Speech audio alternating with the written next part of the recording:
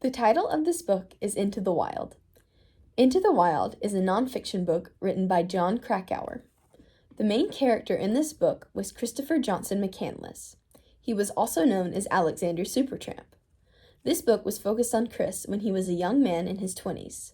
He was athletic, intelligent, and very driven to succeed at his personal goals. Chris enjoyed his time alone and preferred not to get too emotionally attached to others, but most people liked and appreciated being around Chris. Chris was most known for being intense, headstrong, and confident in his ideals.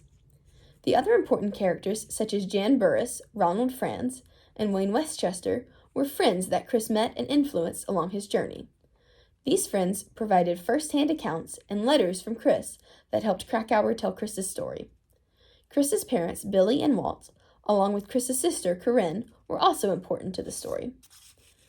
The setting of the book is out west and in Alaska in the early 1990s. Specifically, the book covers the time Chris spent in Nevada, South Dakota, California, Mexico, and Alaska.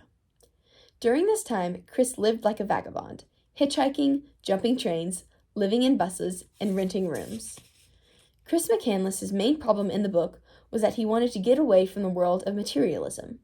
He also had unresolved issues with his parents that made him want to rebel against the way his parents lived with a monotonous satisfaction. Once Chris set his mind on his life-changing odyssey in Alaska, he was surely going to do it.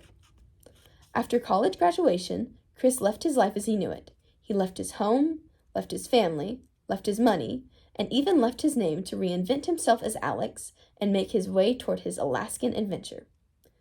In the book, Krakauer helps the reader understand why Chris abandoned his safe and educated life and chose to live without the restraints of material things.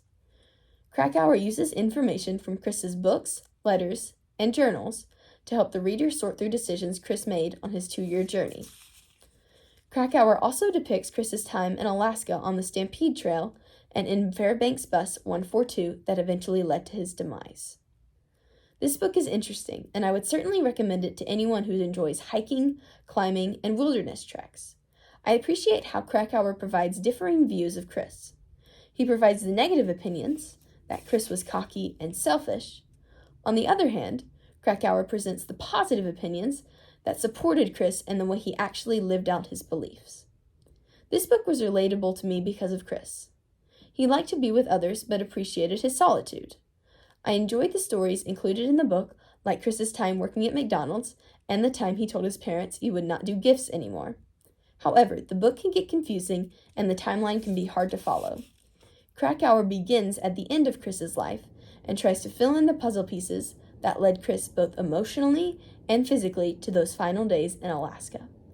I was also disappointed that Krakauer did not include pictures of Chris's journey. Overall, I enjoyed the book and look forward to watching the movie.